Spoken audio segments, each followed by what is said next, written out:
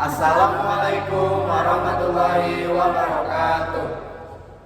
Perkenalkan, kami dari kelompok 4. Kami di sini ingin menjelaskan mengenai masa transisi menuju Orde Baru.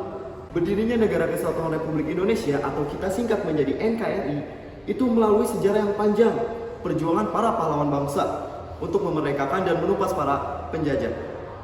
Kurang lebih selama 350 tahun Hindia Belanda menjajah Indonesia. Memasuki fase kemerdekaan atau masa transisi di Indonesia, rentetan kejadian yang melukai negeri juga bukannya tidak terjadi nih. Pasca kemerdekaan, Indonesia kembali dihadapkan oleh banyak pergolakan. Sejarah Indonesia pasca kemerdekaan dapat dirunut berdasarkan garis waktu atau timeline yang terjadi sepanjang masa perjuangan setelah kemerdekaan.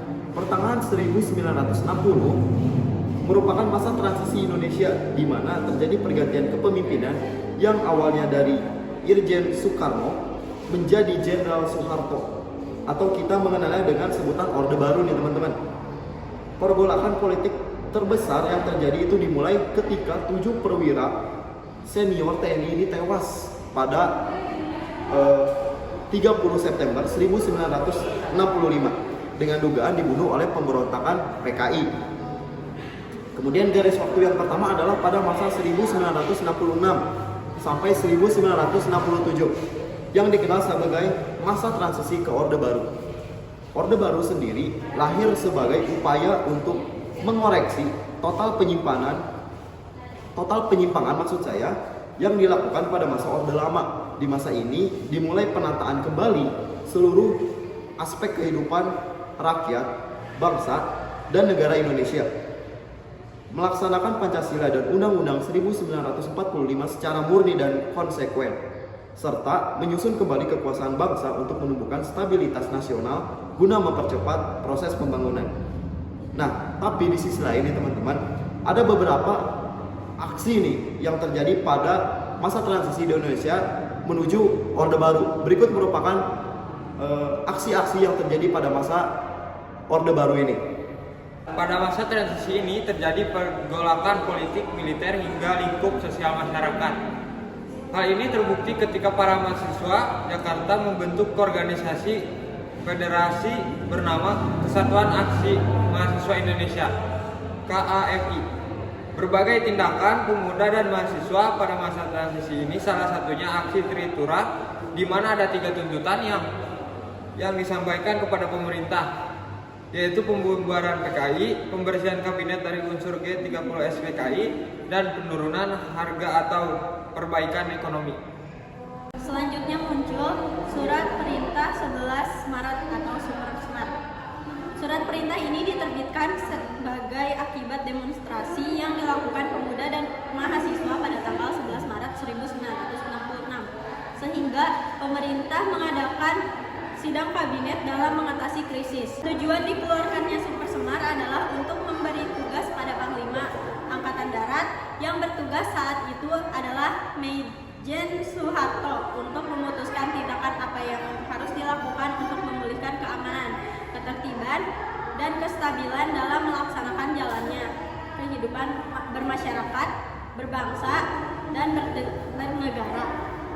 Tokoh di balik perumusan Supersemar adalah Muhammad Yusuf, Amir Mahmud, dan Basuki Rahmat. Setelah Supersemar membuat Soeharto memiliki kuasa sebagai pelaksana pemerintahan, sementara Soekarno sebagai pemimpin pemerintahan. Hal ini menimbulkan adanya dualisme kepemimpinan nasional yang akhirnya menyebabkan pertentangan politik di kalangan masyarakat, sehingga muncullah pendukung Soekarno dan pendukung Soeharto. Demi menjaga keutuhan bangsa, Soekarno menyerahkan kekuasaan pemerintahan kepada pengemban TAP MPRS nomor 9 MPRS tahun 1966 Jenderal Soeharto pada 23 Februari tahun 1967. Pada 7 sampai 12 Maret 1967 diselenggarakan sidang istimewa MPRS dengan tema utama mengenai pertanggungjawaban Presiden selaku mendataris MPRS. Peristiwa di masa pemerintahan Soekarno. Akhirnya, pada 22 Juni tahun 1966, Presiden Soekarno menyampaikan pidato Nawaksara dalam persidangan MPRS berisi 9 persoalan yang dianggap penting. Lantaran di isi pidato tersebut hanya sedikit yang menyinggung tentang G30 SPKI, maka pengabaian peristiwa itu tak memuaskan anggota MPRS. Pada 10 Januari 1967, Presiden menyampaikan kepada pimpinan MPRS yang berisi pelengkap Nawaksara atau Pranawaksara. Setelah membahas Pranawaksara pada 21 Januari 1967, pimpinan MPRS menyatakan bahwa Presiden telah alpa dalam memenuhi ketentuan konstitusional, sehingga pada 22 Februari 1967 tepat pada pukul 19.30 Presiden Soekarno membacakan pengumuman resmi pengunduran dirinya. Maka pada 12 Maret 1967 Jenderal Soeharto dilantik menjadi pejabat Presiden Republik Indonesia oleh Ketua MPRS, yaitu Jenderal Abdul Haris Nasution. Setelah setahun menjadi pejabat Presiden, Soeharto dilantik menjadi Presiden Republik Indonesia pada tanggal 27 Maret 1968 dalam sidang umum 5 MPRS. Baik, sekian dari kelompok kami, semoga bisa bermanfaat menambah ilmu penonton sekalian. Kami dari kelompok 4 izin undur diri. Wassalamualaikum warahmatullahi wabarakatuh.